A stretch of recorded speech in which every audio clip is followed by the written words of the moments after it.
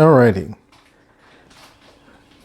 What we have here is a 4-pound Boston butt roast and a 3-pound chuck roast.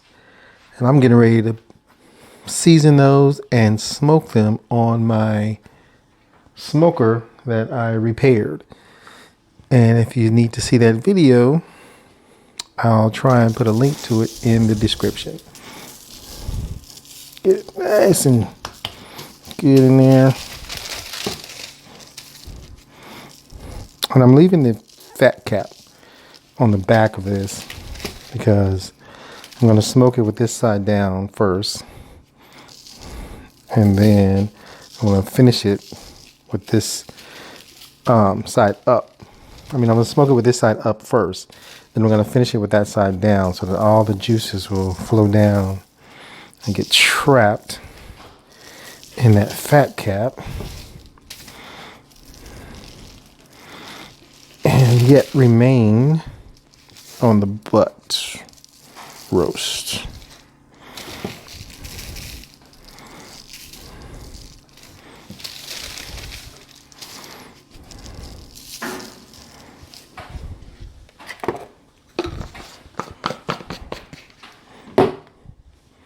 So,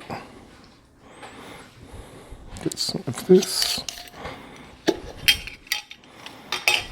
This just has some chili pepper, chili powder, a little bit of salt, a little bit of sugar, a couple of other stuff. With the chili powder, that's what's going to give it the dark color.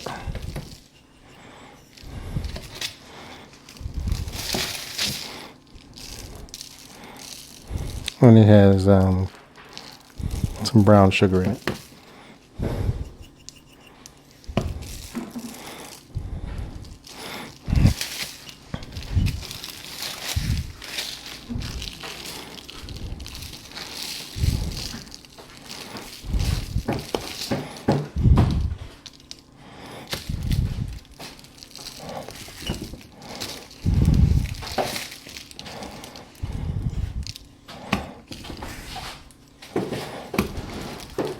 I do have a shaker, I just haven't put it in there yet. As a matter of fact, let me do that. And I repurposed these shakers because they come in handy.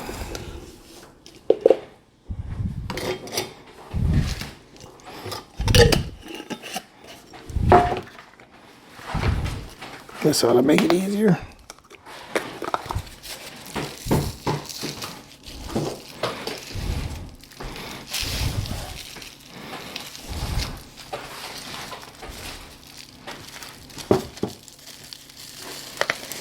There. Put that bag on the tray.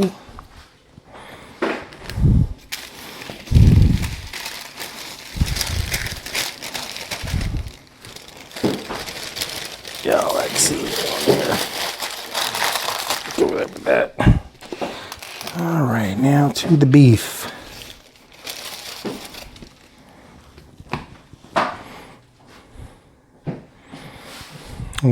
I am going to use a little bit of this, but that'll be a little bit later.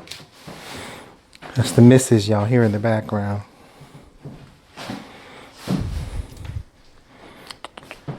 This is the all-purpose. This has some coarse black pepper in it, which I love on beef. A little bit of cayenne, because I like a little kick.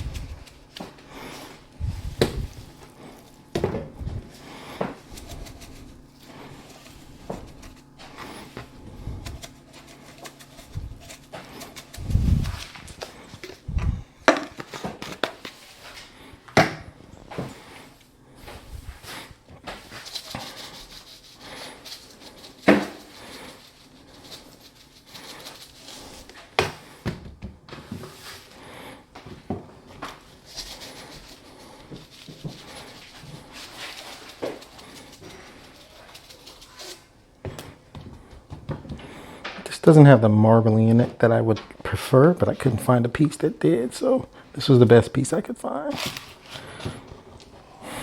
All right, let me clean up a little bit. All right, so ever since I repaired this thing, I went to Lowe's and got me a cover. Just kind of preserve it for the next few years.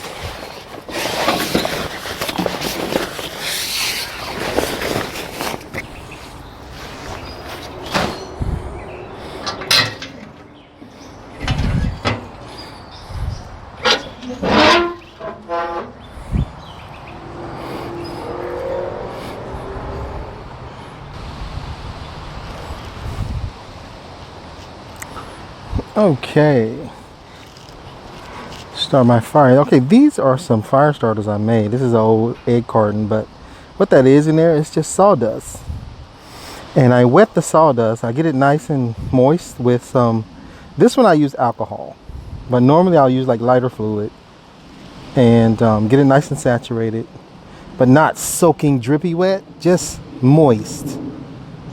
And then I fill that with paraffin wax or that canning wax you can get out of any grocery store. And these things here burn like 7 minutes. I also make one that burns like 15 minutes. And I make one with old toilet paper rolls, and that one burns a pretty good while as well. This lid.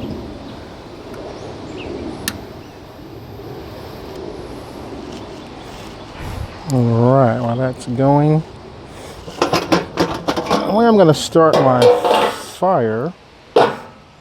Oh yeah, check these out. I have some examples here. All right, these are the ones I make with toilet paper rolls. I fold like 5 of them and stick them inside of one, and then I cut that into 3 pieces. Dip this into alcohol or lighter fluid, and then dip it into wax and let it dry. Perfect. And these are the ones I make with just the same way as those. Lighter fluid or alcohol. Press it down, dip it in wax. I mean, I pour wax in and then I shape it. Press it down while it's being shaped.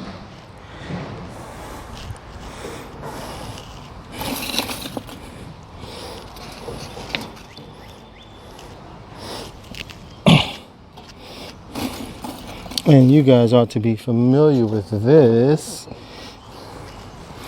That is my homemade lumpwood, hardwood lump charcoal. And I'm going to use some of that to start my fire. And then I'm going to add some little splits, oak splits that I use. So I'm just going to pile this around. Careful not to get burnt. It's getting pretty windy out here.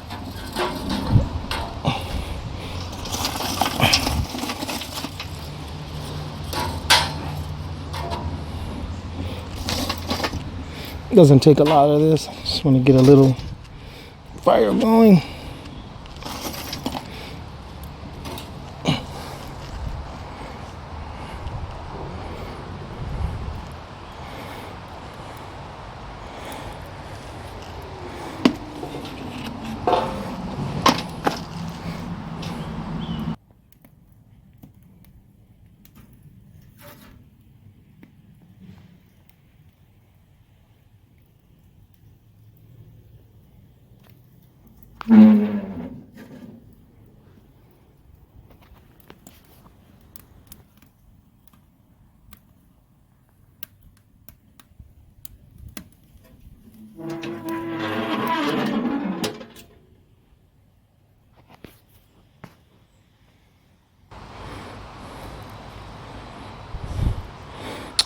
All right.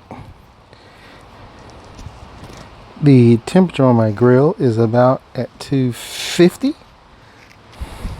So I'm going to go ahead and put these on.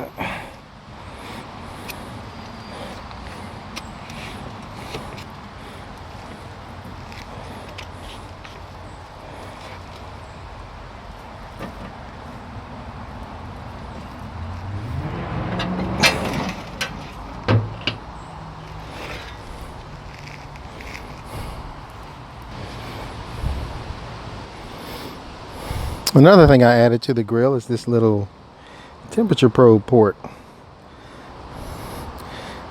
I got my Maverick. What is that? That's the Maverick Pro. I think that's a 50 or something like that. So I got the Maverick Pro in there. My temperature is reading like 223 inside.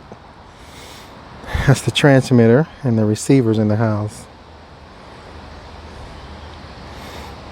But yeah, I got my Maverick Pro down there. And here's a little temperature probe I added. One of the things I do have to fix is this door bowed up a little bit. So I got an opening here and I got an opening on that side. And I don't know how to press it down so it will keep the smoke in. But what I usually do is I open the damper there, and the more smoke comes out the stack, the less will come out the sides. But yeah, I'm getting a lot of heat loss and smoke loss because of my doors not sealing. And I tried to put some seal gasket in there, but if you can see, it's high right here and it's low there and it's low here. So it's only high right here in the middle. So when I put the gasket on, that's just, all it did was exaggerated the same problem. It was high here, low there, and then the bottom down here didn't close at all. So I got to figure out some kind of way to shut it down. I mean, if I put pressure on this, the door shut down, but so I got to figure out some kind of way to put some pressure on that. This is my receiving, the receiver for the Maverick Pro, and it's telling me my temperature is 235, which is excellent. Let's take a quick look what's going on in here. This is about an hour 30 minutes into the cook. Add a little moisture to this.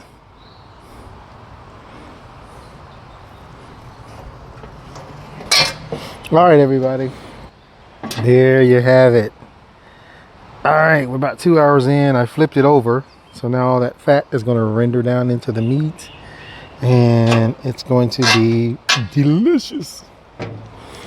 My temperature right now, it's at, I went down to 197 when I opened the top. But all right, I'll keep you posted. We are at our 3.5 hour mark.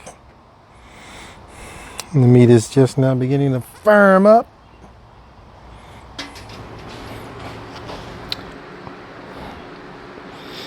Well, it got dark on me, but there you have it.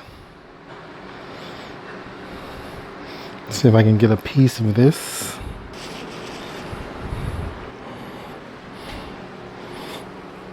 Oh, there's the beef.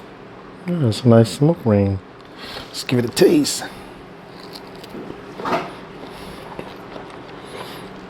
I can taste that hickory.